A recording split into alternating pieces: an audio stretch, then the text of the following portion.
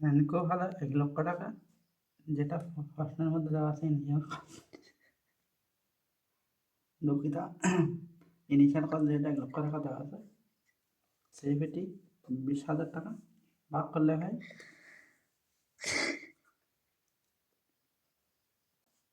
5 ইয়ার। 1,00,000কে 20,000 দ্বারা ভাগ করলে 5 ইয়ার পেব্যাক পিরিয়ডের মান।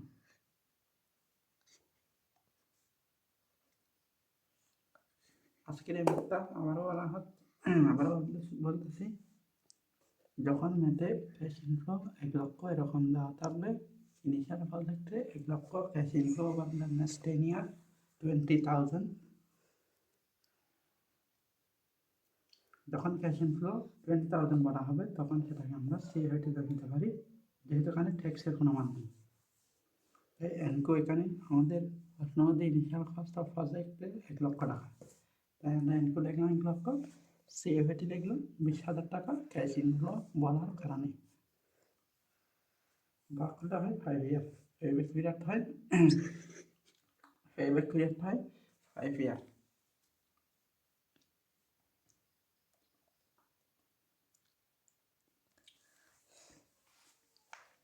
Problem number 2, Canvas Limited is considering two mutually exclusive investment। তারা দুটা ক্যানভাস লিমিটেড দুইটা প্রকল্প বিনিয়োগ করতে চায়, প্রজেক্ট এ এবং প্রজেক্ট বি। প্রজেক্টের রিকোয়ার অ্যান্ড ইনিশিয়াল আউটলে, প্রজেক্টের ইনভেস্টমেন্ট বিনিয়োগ করে 20,000 টাকা, যার এক্সপেক্টেড ক্যাশ ইনফ্লো, আমি ফর্মুলা নম্বর 1-এ বলেছিলাম ক্যাশ ইনফ্লো যখন ট্যাক্স থাকবে না তখন সেটাকে সিএফটি বলবো। এখানে ক্যাশ ইনফ্লো সিএফটি 5,000 টাকা দেওয়া আছে। ফর ইচ, প্রতি প্রকল্প নেক্সট 5 ইয়ার, 5 বছরের জন্য। তাহলে আমরা প্রথম প্রজেক্ট এ রিকোয়ার, এখানে বলা হয়েছে 20,000 টাকা ইনিশিয়াল আউটলে তারা বিনিয়োগ করে, মানে প্রকল্প এ তারা 20,000 টাকা বিনিয়োগ করে, ক্যাশ ইনফ্লো 5,000 টাকা করে ফর ইচ নেক্সট 5 ইয়ার। আমরা ফর্মুলা নম্বর 2 লিখতে পারি,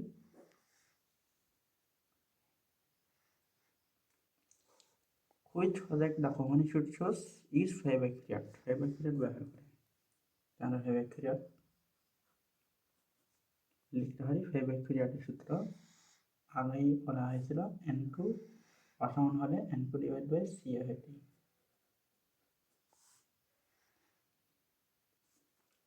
এখন আমাদের প্রশ্নে যেহেতু প্রজেক্ট এতে 20,000 টাকা ইনিশিয়াল আউটলে 20,000, আমরা লিখলাম 20,000, ক্যাশ ইনফ্লো সিএফটি কত হলো 5,000, আমরা ভাগ করে দিলে হয় 5,000 ভাগ করে দিলে হয় 4, এখানে 4 ইয়ার। প্রজেক্টের পিরিয়ড তাহলে 4 ইয়ার, 4 ইয়ার। এবং আমরা প্রজেক্ট বি করতে পারি। এখন আমরা প্রশ্ন আবার করে নিই, project B require an initial outlay 25,000 টাকা, has an expected cash inflow 6,500 for each of the following 5 years।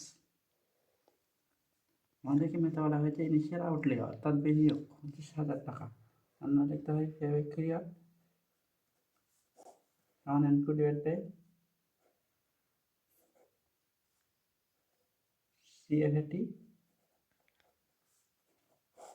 Initial outlay যেহেতু 25,000, এটা হলো আপনার বিনিয়োগ 25,000 টাকা, ক্যাশ ইনফ্লো অর্থাৎ এটা হলো নগদ যে ইনফ্লো দেওয়া আছে এটা 6,500, সিএফটি হলো এটা 6,500, n2 তাহলে 25,000,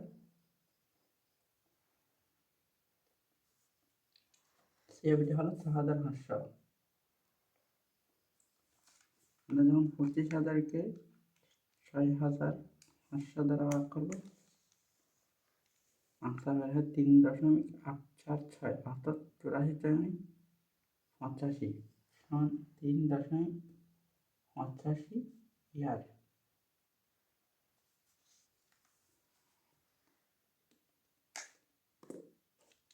Use Fabre-Curiat measure to determine which project the company should choose. Company কোন প্রজেক্টকে চুজ করবে, তখন আমরা Fabre-Curiat প্রজেক্টে পেয়েছি 4 ইয়ার, প্রজেক্ট বি পেয়েছি Fabre-Curiat 3.85 ইয়ার।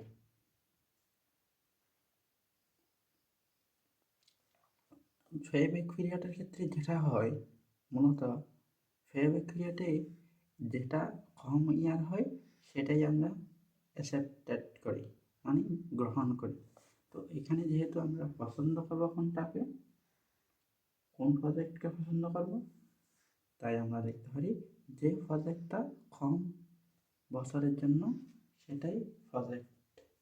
কারণ আমরা আরেকটা বিষয় জানি, 5 ইয়ার নেক্সট 5 ইয়ার বলা হয়। 5 ইয়ারের কম হয়েছে দুটাই, দুই প্রজেক্টে 5 ইয়ারের কম হয়েছে। তার মানে আমাদের বিশেষ মাথায় রাখতে হবে এই দুইটার মধ্য থেকে যেটা কম সেটাই আমাদের should be chosen। আমরা প্রশ্ন লিখতে পারি ডিসিশন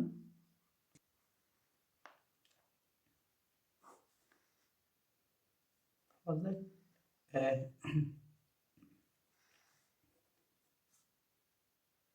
should be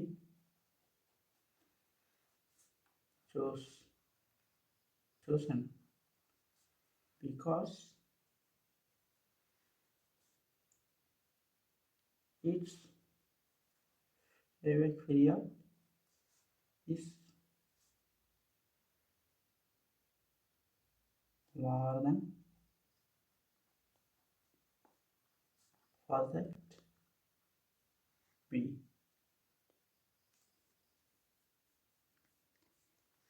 আমরা আবারও রিভিশন দিচ্ছি। ক্যানভাস লিমিটেড তারা 2 মিউচুয়াল এক্সক্লুসিভ ইনভেস্টমেন্ট দুটা প্রজেক্ট বিনিয়োগ করে, প্রজেক্ট এবং প্রজেক্ট বি।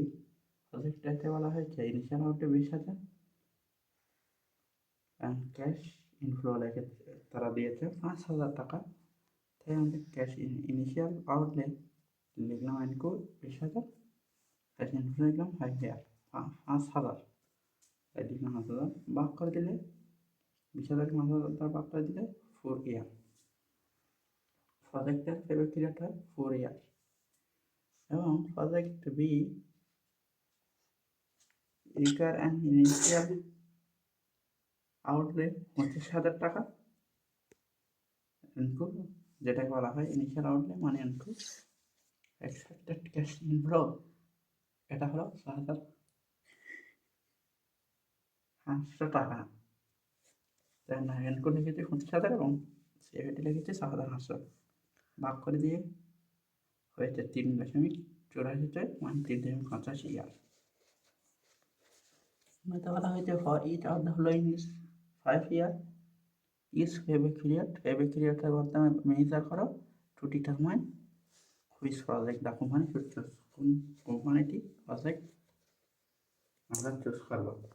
তাই আমরা যেই প্রজেক্টটা কম সেটাই আমরা চুজ করবো। এখানে প্রজেক্ট বি এরটা